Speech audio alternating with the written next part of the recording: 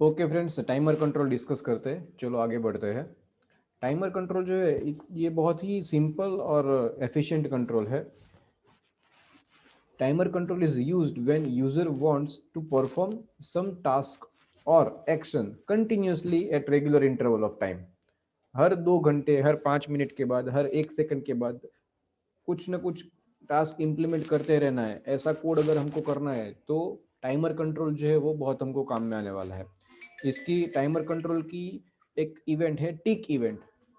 तो वो टिक इवेंट जो है वो टिक होती ही रहेगी, मतलब एग्जीक्यूट होती ही रहेगी तब तक जब तक वो हमने जो टाइमर दिया है, फॉर एग्जांपल 2 सेकंड का दिया है या फिर 2 मिनट का दिया है या फिर 5 घंटे का दिया है, तो जैसे ही वो इंटरवल आएगा वो इवेंट जो है वो एग्जीक्यूट होने वाली है। तो इस तरह से टाइमर कंट्रोल जो है वो काम करेगा फ्रेंड्स। इसका इंट्रोडक्शन के अंदर इतना ही चीज़ है। Let me revise it again. Timer control is used when user wants to perform some task repeatedly continuously at regular interval. इसकी प्रॉपर्टीज जो है उसका है वो नाम, तो उसका नाम, कंट्रोल का नाम हम चेंज कर सकते हैं with this property. Enabled true false कर सकते हैं। डिफॉल्ट वैल्यू रहती है फॉल्स।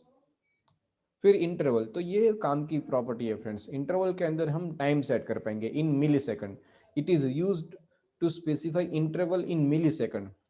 टिक इवेंट, टाइमर कंट्रोल की एक इवेंट है टिक।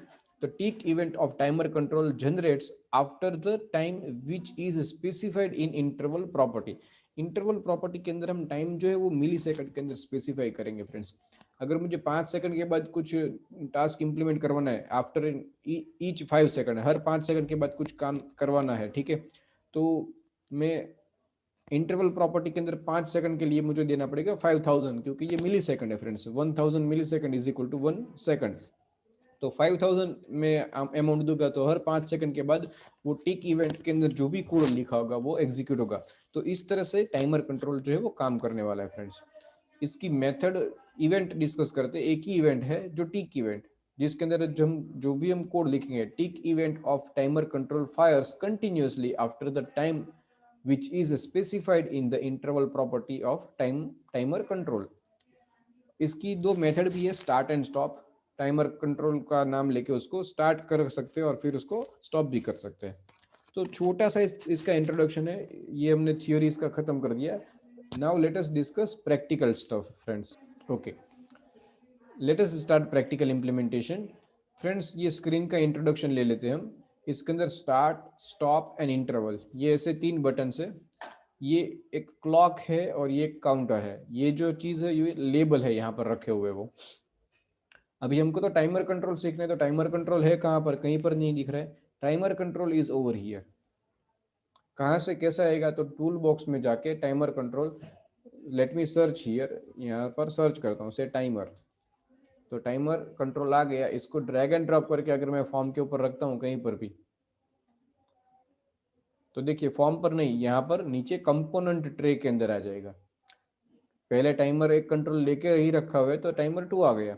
चलो इसको डिलीट कर देते हैं, इसकी ज़रूरत नहीं है हमको। टाइमर 1, मतलब जितने भी टाइमर कंट्रोल लेके रखेंगे यहाँ पर फॉर्म के ऊपर दिखेंगे नहीं, वो यहाँ पर कंपोनेंट ट्रे में आ जाएंगे। ये टाइमर कंट्रोल है, इसको सिलेक्ट करते हैं तो देखिए इसकी properties simple enabled. Then generate member, इसकी जरूरत नहीं हमको। इंटरवल प्रॉपर्टी यहाँ पर सेट की हुई है 1000, मतलब टिक इवेंट टाइमर कंट्रोल की हर 1 सेकंड में एग्जीक्यूट होती ही रहेगी कंटिन्यूअसली।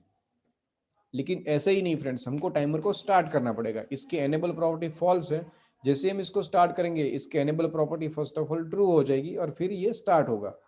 तो स्टार्ट, स्टॉप एंड इंटरवल, ये 3 बटन के अंदर क्या कोड लिखा हुआ है वो हम चेक कर लेते हैं। और ये टाइमर कंट्रोल की टिक इवेंट। चलो इसके ऊपर, टाइमर कंट्रोल के ऊपर मैं डबल क्लिक करता हूँ फ्रेंड्स। तो उसकी टिक प्रॉपर्टी, सॉरी टिक इवेंट, सी टाइमर 1_टिक, तो उसके अंदर कुछ कोड लिखा हुआ है जो हम डिस्कस करेंगे।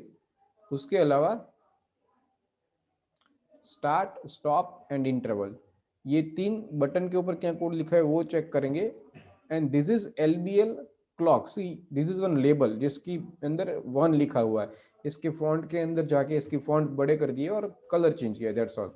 और ये एक दूसरा लेबल है जिसका नाम है LBL count. Okay, start method, start button जो है उसके ऊपर क्या किया है हम चेक करते हैं कोड के अंदर जाके। Timer one dot start, start method simple call कर दिया हमने। स्टॉप के अंदर टाइमर वन डॉट स्टॉप मतलब स्टॉप हो जाएगा। लेकिन जब स्टार्ट से लेकर स्टॉप के बीच में वो क्या चेक करता रहेगा, इंटरवल। इंटरवल अगर 1 सेकंड है तो हर 1 सेकंड के अंदर उसकी टीक इवेंट जो है एग्जीक्यूट होती ही रहेगी। अगर 5 सेकंड है तो हर 5वें सेकंड पे ये इवेंट जो है एग्जीक्यूट होती रहेगी। तो चलो फ्रेंड्स, ये कोड इसके अंदर क्या लिखा हुआ है वो भी देख लेते हैं। यहाँ पर फ्रेंड्स काउंटर है, तो ये जैसे ही हम स्टार्ट करेंगे तो इंटरवल बाय डिफॉल्ट है 1000, मतलब हर 1 सेकंड के अंदर ये काउंटर जो है वो उसकी वैल्यू चेंज होगी।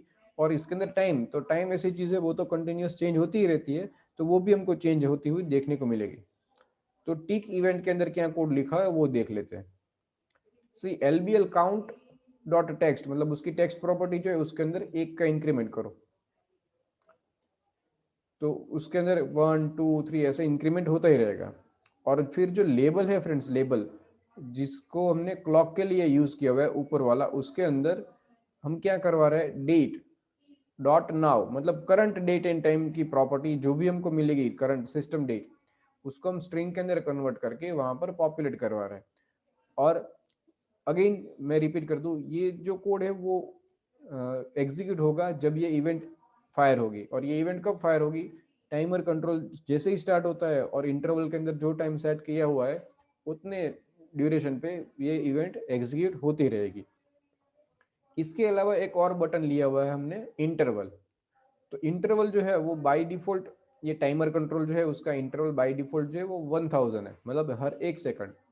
हम क्या कर रहे हैं, इंटरवल बटन के ऊपर उसको 2000 कर रहे हैं। अगर 2000 है तो 1000, 1000 है तो 2000, मतलब 1 सेकंड या 2 सेकंड। ये चेंज भी कर सकते हैं, 5 सेकंड या 10 सेकंड तक भी कर सकते हैं, लेकिन फिर उतने टाइम हमको वेट करना पड़ेगा। तो 1 या 2 सेकंड का हम चेंजेस कर रहे हैं इसके अंदर, तो उसकी प्रॉपर्टी का भी हमको काम समझ में आ जाएगा। तो ये इसका कोडिंग और ये स्ट्रक्चर हमने समझ लिया। अभी ये जो टास्क है इसको एग्जीक्यूट करके देखते हैं। Let me run this program. Okay friends, execution is done now. Let me click on start. जैसे ही स्टार्ट बटन के ऊपर क्लिक करता हूँ ये टाइमर कंट्रोल जो है वो एनेबल हो जाएगा और वो स्टार्ट हो जाएगा। सी दिस, ये उसका इंटरवल है 1 सेकंड का, तो हर 1 सेकंड के अंदर इसके काउंटर के अंदर वैल्यू प्लस प्लस हो रही है। और ये करंट टाइम जो है वो हमको देखने को मिल रहा है, date, time and in second.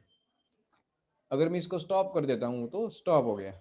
जैसे ही मैं इसको वापस से स्टार्ट करूंगा तो ये काउंटर जो है वो आगे बढ़ेगा, लेकिन टाइम जो है वो ये 1 सेकंड है तो वापस से यहाँ पर 2 सेकंड 3 सेकंड ऐसा नहीं होगा। करंट टाइम जो भी होगा वहां से ये स्टार्ट करेगा। Let me start it again, see this. अभी इंटरवल 1 सेकंड का है तो वो मैं 2 सेकंड का कर देता हूँ। Late me click on this interval button. तो हर 2 सेकंड के बाद यहाँ पर वैल्यू इंक्रीज होगी। और यहाँ पर 2 सेकंड के बाद टाइम तो अपने आप आगे बढ़ता ही रहेगा। अगर हम 2 सेकंड के बाद देखेंगे तो 2 का इंक्रीमेंट होता होगा, अगर 5 सेकंड के बाद देखेंगे तो 5 का इंक्रीमेंट होगा। लेकिन काउंटर जो है उसमें तो एक एक का ही इंक्रीमेंट हमने कोड के अंदर करवाया हुआ है। तो ये टाइमर कंट्रोल का यूज हमने देख लिया फ्रेंड्स, काउंटर और क्लॉक के जरिए। इसको स्टॉप कर देते हैं आप वापस से। तो टाइमर कंट्रोल का practical implementation done here. Thank you very much friends.